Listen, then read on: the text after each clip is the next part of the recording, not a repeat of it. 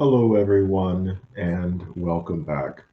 I'm going to take this video to review an argument that was put forward on the Unapologetic podcast, I believe it's called. Yeah, Unapologetic podcast by a gentleman named Glen Scrivener. Scrivener, I believe I'm pronouncing that name right. I apologize if I'm not Glenn. In which he's promoting his book, but one of the chapters of his book is an argument that I've dealt with a few times on this channel. In fact, I have a detailed video where I kind of lay out the general claims and walk through some of the big assumptions that are made and some of the fallacies that are committed by this argument. Scrivener puts forth a version of this argument, and the argument is that Christianity gave birth to or led to the development of or started, however you want to phrase it. Scrivener has a more nuanced view in this regard, that Christianity is responsible for the scientific revolution, or that Christianity birthed the scientific revolution.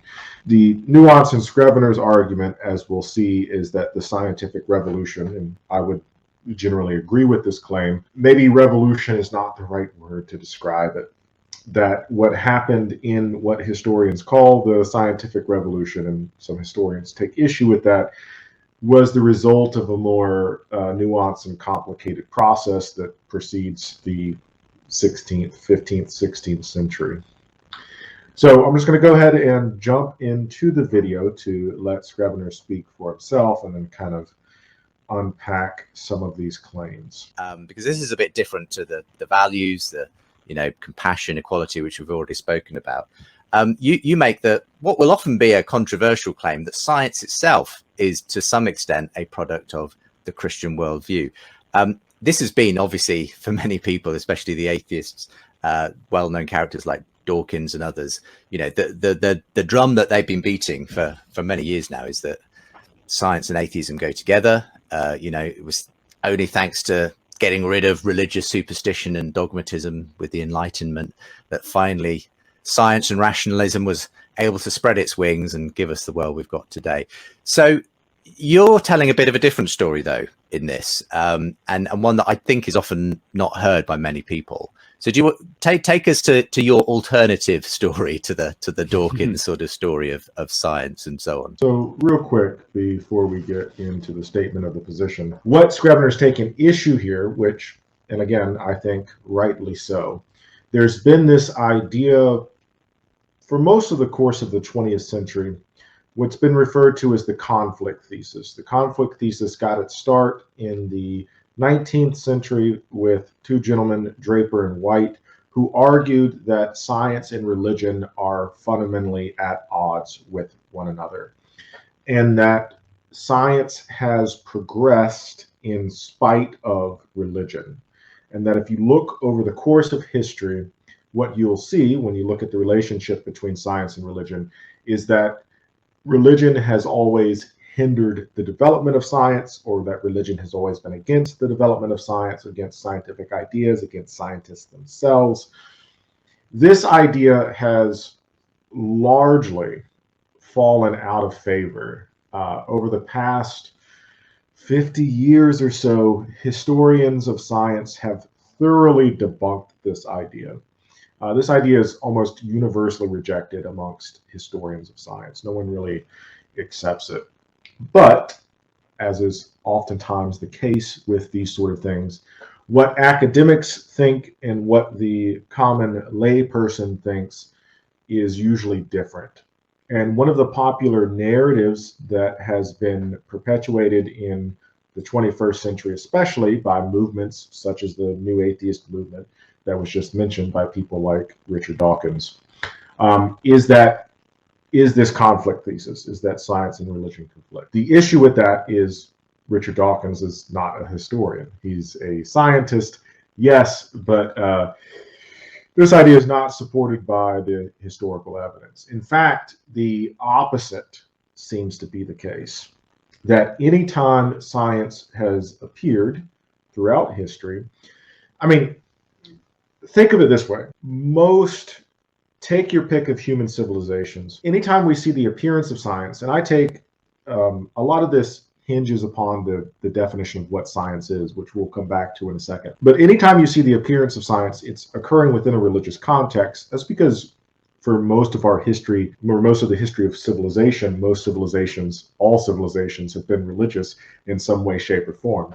Not only have civilizations been religious, but these religions exist in an institutionalized form, and these institutionalized religions have supported through various means the development of science in different shapes and forms. The idea that the two are in conflict is just not compatible with the historical data. I think we would both agree on that.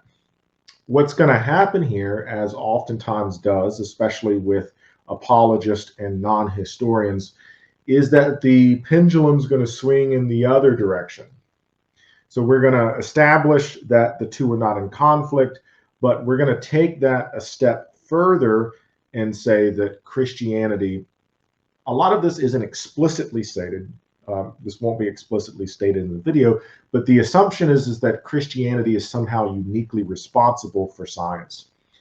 And that as a result of that, Christianity has some sort of greater epistemological claim to truth because it births science than other religions. Now that dynamic won't be stated, but it can kind of be assumed from what's said, not necessarily in this video, but in the argument in general. In this video, the claim is going to be that Christian theological assumptions played a part in the development of science, which again, I would agree with to a qualified. I would add some caveats there. To a certain extent, yes, but not to the extent that's being portrayed in the video. All right. Yeah, well, I think so often the popular secular story about the origins of science is creationist, and it's creationist to the core. It goes something like this. There were long ages of darkness. Have you heard of the phrase the Dark Ages? Historians don't refer to the medieval period as the Dark Ages anymore, but so the story goes, there was long ages of darkness. Everything was void and empty, without form. And then Copernicus put the sun in the center of the solar system and said, let there be light. And there was light. And almost in 6 days, Copernicus kind of births the whole sort of scientific method from nothing. It's a really miraculous story. And we even talk today about the Copernican revolution. And I think we love the story of a revolution. We love the story of all was darkness and then bang, light. We love the story of one person standing between the ages and bravely bringing us from the old into the new. And so we love the story of Copernicus bringing about a revolution. The trouble is, it's just not true. Scientifically and philosophically, there is a much better case to be made that there was a scientific evolution, not a scientific revolution. So actually, when it comes to the origins of science, I'm far more of an evolutionist, a theistic evolutionist. Yeah, so I would agree with that. The terminology that we use to describe historical events can oftentimes be very misleading. And the scientific revolution, I think, is a perfect example of that. And how the scientific revolutions presented in popular culture and even within education at a primary school level, this idea that the founders of the scientific revolution, people like Copernicus, Kepler, and Galileo, are doing something radically new, I think is overemphasized. The fact of the matter is that the tools that these men are using to develop their ideas are tools that they inherited. And by tools here, I mean almost exclusively mathematics. So up until Galileo, so if we're talking about, most people say that the scientific revolution began with Copernicus. Copernicus didn't introduce anything all that new, in the sense that the mathematics that Copernicus is using is largely mathematics that was taken from the ancient Greeks and arguably to some extent the Islamic philosophers and scientists of the Islamic Golden Age, and further developments in algebra and stuff that took place. Well, algebra came from the Islamic Golden Age. Other developments in arithmetic that happened throughout the course of the European Middle Ages. Copernicus he's rejecting the Greek system, the Ptolemaic system, the geocentric model of the solar system, and replacing it with the heliocentric model. But again, the method that he's using to accomplish that was a method that already existed. And of course, historically, strictly speaking, Copernicus is not the first person to propose this. In fact, the proposal goes all the way back to ancient Greek philosophers themselves. So yeah, the idea that what was happening is radically new is a gross oversimplification of history.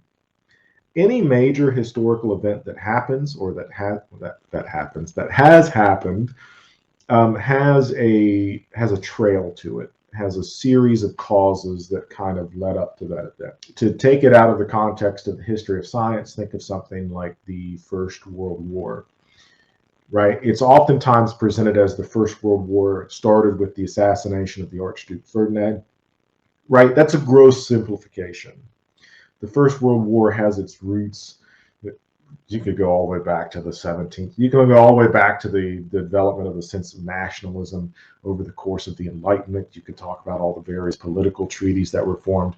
The exact same thing's happening with the scientific revolution.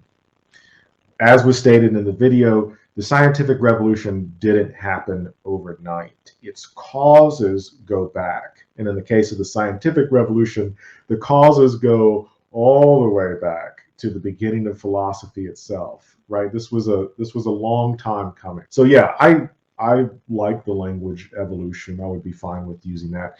Revolution makes it sound more dramatic, makes it sound more decisive, and that's just not the case.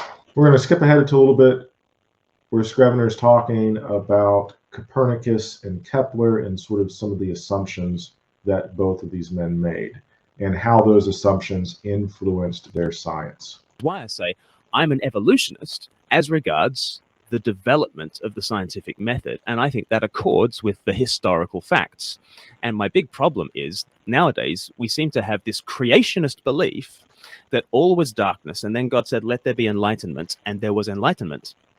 I don't think that's how history works, and I don't think it explains why all of a sudden Christians in Christian universities investigating nature according to Christian principles, why they were the ones who actually managed to make these breakthroughs.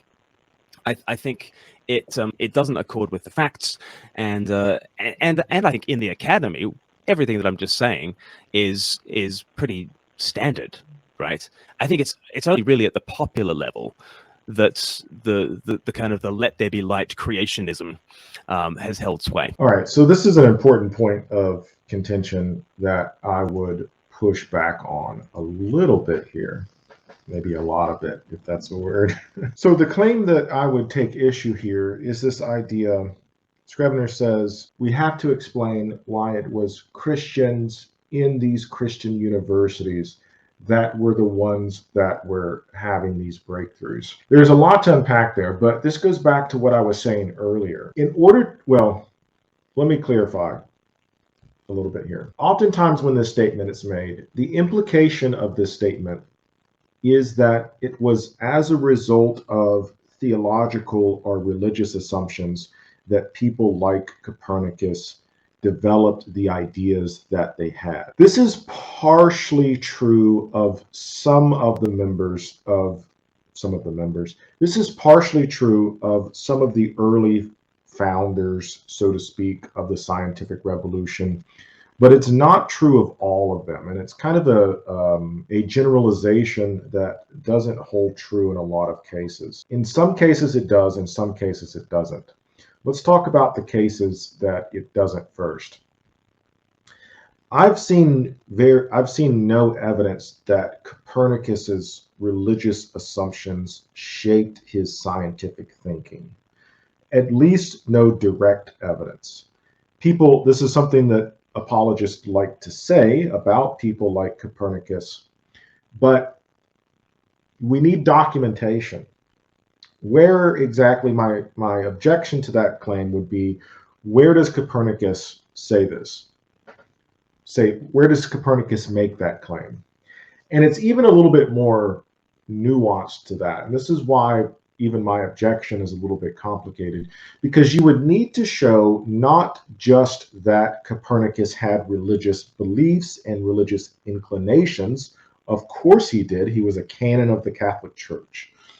He obviously took Catholicism very seriously, but you would need to demonstrate the ways in which those religious beliefs shaped his scientific ideas about the world. You would need to show me where Copernicus's beliefs about God directly influenced his heliocentrism.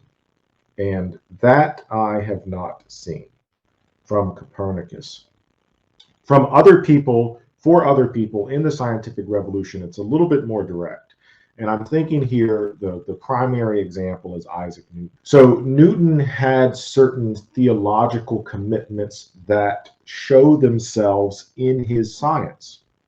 So if you look at Newton's Principia, so the kind of the timeline of the scientific revolution, the big figures, you have Copernicus, then you have Kepler, then you have Galileo. I don't know why I'm going down. It should be going up. Copernicus, Kepler, Galileo, Newton. Even that might be a little misleading. Newton systematizes all of this. That's why I'm moving up. But with Newton, if you look at his principles of mathematics, where he derives his laws of motion and his theories of gravity, and you can read all of these books. They're mostly mathematical formulas, but you can read Copernicus's On the Revolution of Heavenly Spheres. Probably the best writer out of this time is Galileo, but that's a different conversation for a different day. So with Newton specifically, you can see how his theological assumptions influence his science, or how his science is closely related to his theological assumptions, I should say, because in Newton's principles of mathematics, the framework for the entire system is this idea of absolute space and time.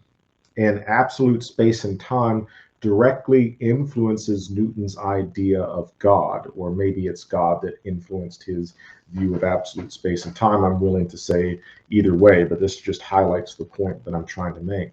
Newton believed that space and times were properties of God. He took the statement from the New Testament by Paul that in God we live, breathe, and have our being, to say that the properties of the physical universe, the property of space and time, that these are the body of God. Newton calls it the God's sensorium, right? So the universe as a whole is, in a way, God. Now, that's a very unorthodox way of thinking. I'm not sure that you would find many 21st century apologists who would make a similar claim. But this supports the idea that Newton's theological commitments had an influence on his science.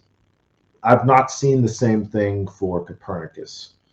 Now, I'm not going to go as far as to say that it's not there. It could just be out of my ignorance. I do study the history of science, but it's the history of science in the 20th century, right? So I'm not claiming to be an expert on Copernicus. But I just don't see that claim, and I would need to see more direct evidence for that claim. Did Christianity culturally influence the scientific revolution? Of course it did, because the cultures in which the European scientific revolution developed were Christian through and through.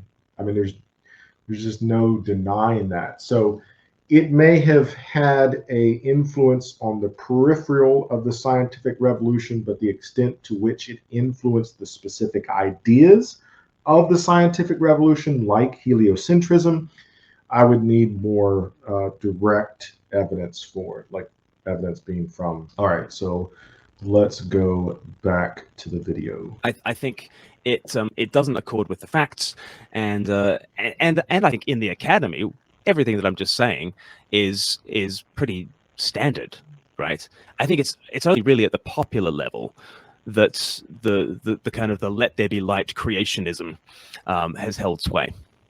I mean, talk a little bit about the pioneers of the scientific revolution, because again, I mean, I would also add where Scrivener says that it's accepted at the academy level, at the level of the academy. I haven't seen it accepted to that extent. What's accepted by historians of science is the rejection of the conflict thesis itself.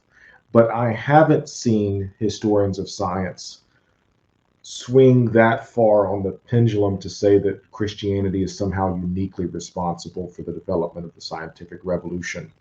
I'm more than happy to be wrong about that. I'm open to being wrong about that. The cases in which I have seen it were by Christian historians writing at a popular level. I have not seen peer-reviewed articles that make this claim or that argue for this claim. If you know of any, please, by all means, send them my way. But so to say that it's that widely accepted, again, the rejection of the conflict thesis is accepted. I'm not aware of any practicing historian of science that accepts the conflict thesis. But that doesn't mean that they accept the other end of the spectrum that Scrivener's arguing for. And comets could only proceed from the counsel and dominion of an intelligent, powerful being. And then Kepler, I quote, because this is actually key to the development of science. He says, geometry is unique and eternal, a reflection of the mind of God. That men are able to participate in it is one of the reasons why man is an image of God. And I think Kepler is pointing to something absolutely fundamental. In order to do science, you need to have laws up above.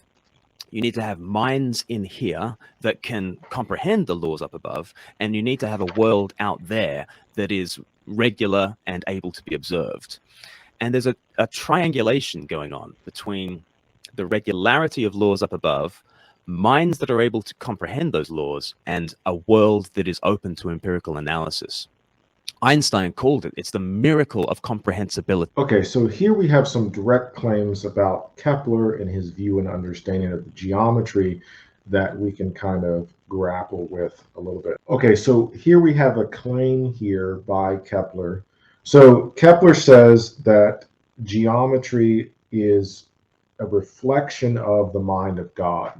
And that the reason why there's this big question in, is a big question in the philosophy of science, and to some extent I've heard it brought up within the context of physics, why mathematics works, right? Why is it that our mathematical descriptions correspond to and can describe reality?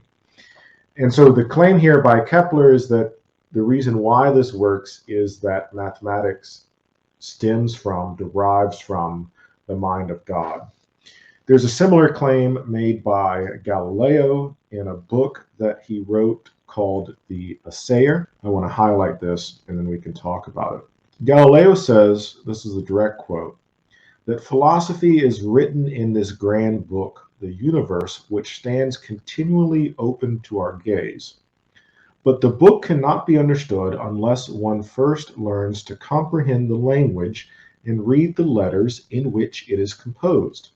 It is written in the language of mathematics, and its characteristics are triangles, circles, and other geometric figures, without which it is humanly impossible to understand a single word. Without these, one wanders about in a dark labyrinth. So the idea that mathematics can be used to explain reality, and that the reason why this works is because mathematics is rooted in or derives from the mind of God, is actually a very popular line of reasoning that's taken up by many members of the early scientific revolution. But again, back to Scrivener's earlier point, this is not something that is unique to them. And in fact, this is a view that predates Christianity and was later adopted by Christian scientist. This is a view that goes all the way back in the Western world to people like Pythagoras, and after Pythagoras was adopted and implemented by people like Plato. So Plato's argument is that the reason why mathematics works is because mathematics derives from the perfect realm of the forms. There's a line in one of Plato's dialogues. Was it the Euthyphro? There's a famous example in one of Plato's dialogues where Socrates is having a conversation with a young slave boy, and Socrates is arguing that mathematical truths are readily accessible to anyone and everyone, even the uneducated. And so Socrates goes through this example of demonstrating basic geometrical principles, utilizing this, asking the slave boy questions, and the slave boy is able to answer.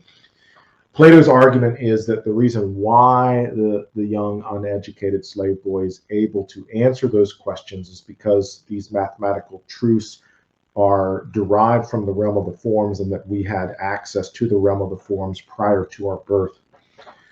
Pythagoras makes, well, we don't really know a whole lot about what Pythagoras himself says, but from what little bit of information we have about Pythagoras, Pythagoras made similar claims that mathematics was somehow rooted in the divine.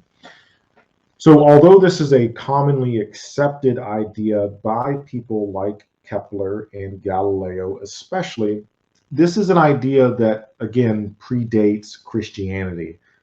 That's not unique to Christianity. So to say that this is that we're talking about the Christian God here is an assumption that I don't think we can necessarily make. In the case of Kepler and Galileo, of course, right? I think that's who they were referring to. But even with this, there are some problems, right? To say that it was because these Christians accepted this idea of mathematics that they were able to get to it. The issue here is, of course, that the sort of geometry that Kepler and Galileo are utilizing, he later quotes Einstein, Euclidean geometry is in the 19th century.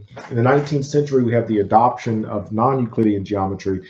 So if we accept what Kepler's saying, the big philosophical question would be, well, does the mind of God change? Because it seems like these geometrical truths have changed, especially post-Einstein and relativity, where we get things like curved space, which is inexplicable within the context of Euclidean geometry. So I'm not sure if that's an argument that they really want to pursue there, right? Because it leads to some complications. What happens when our mathematical understandings change? Another thing that I also wanted to bring up is that historically, this was a contested idea. This is not something that everyone accepted. It eventually becomes the accepted norm only because of, I would say, the popularization that occurred with Galileo. Galileo was a great science popularizer, mainly because I think it was through the writings of Galileo that we get the connection between mathematics and reality. If you look back in the European Middle Ages, mathematics was practiced and taught in universities, but it didn't have the same level of confidence that we have in mathematics today, and it wasn't emphasized within the study of the natural sciences in the way that it's emphasized today.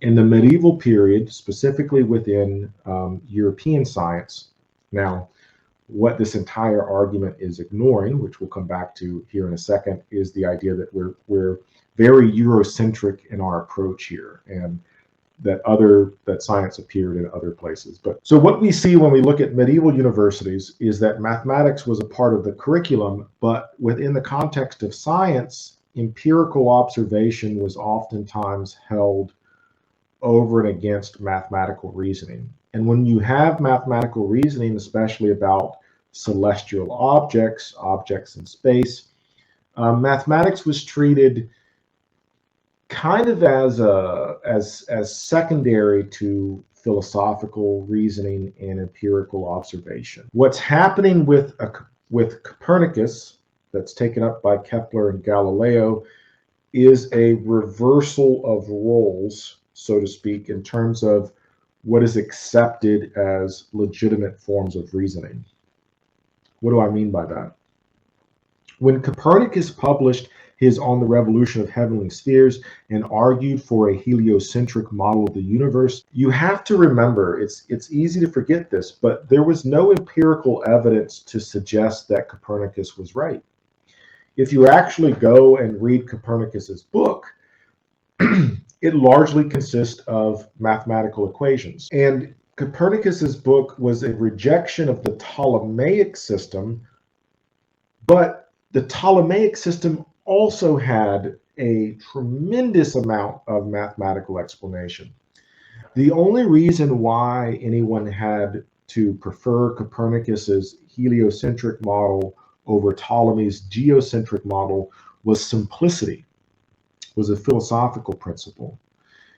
By proposing a heliocentric model, Copernicus was able to eliminate all of these epicycles that people had added to the Ptolemaic system to explain the observations that they were making.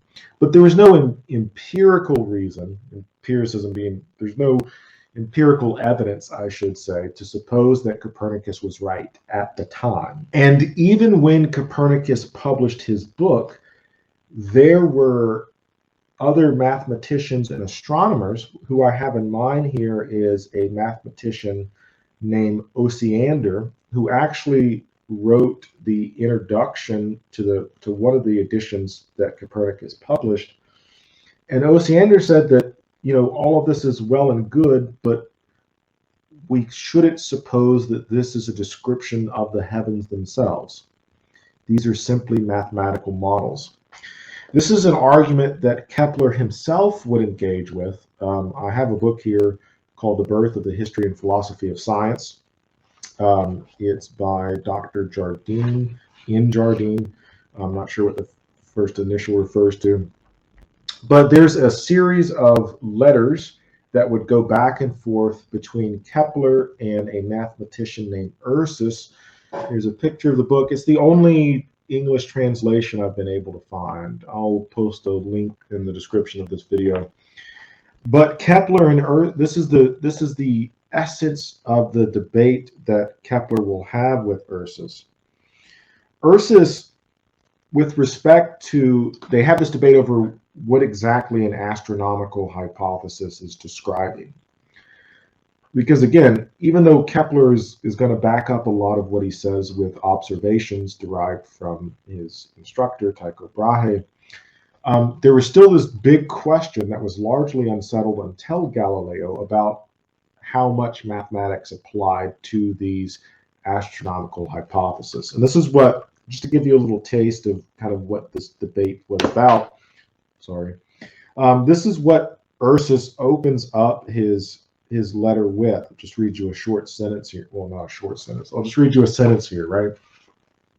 Ursus says, a hypothesis, an astronomical hypothesis, or fictitious supposition. So Ursus is being a little tongue-in-cheek here, but a hypothesis or a fictitious supposition is a portrayal contrived out of a certain imaginary circles of an imaginary form of the world system, designed to keep track of the celestial motions and thought up, adopted, and introduced for those purpose of keeping track of and saving the motions of the heavenly bodies and forming a method of calculating them.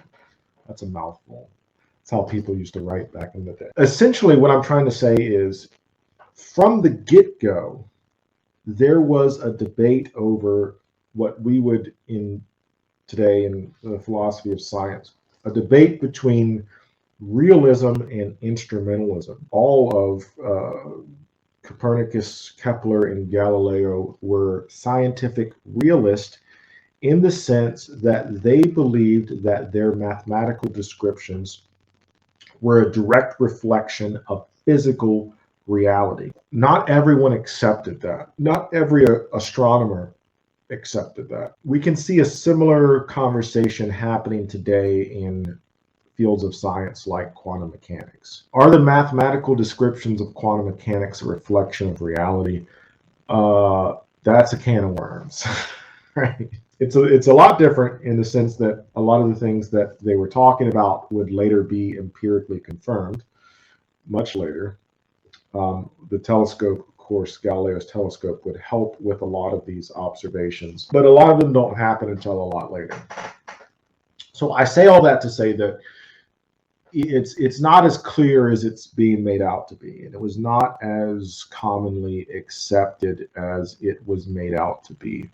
The reason why Kepler, the other big thing that I wanted to touch on here, and this is an objection that I raised in the video that I made about the relationship between Christianity and science.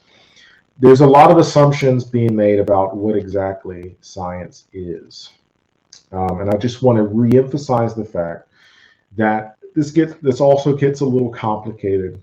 But if you take a very broad definition of science and say that science is just an institutionalized knowledge building system, collection of facts about physical reality, then science has appeared in many other places throughout time across the globe, not just in Christian Europe. So I just want to emphasize at the end of this video a non-Eurocentric view of history, to say if you look at things like the Islamic Golden Age, or ancient Greek philosophy, or the system of knowledge buildings that took place in places like the Gupta Empire, or in Mesoamerica with places like the Mayan civilization, that you see similar bodies of knowledge being built that are not predicated on Christian assumptions, which I think is the strongest objection to these sorts of claims. Anyway, I hope that wasn't all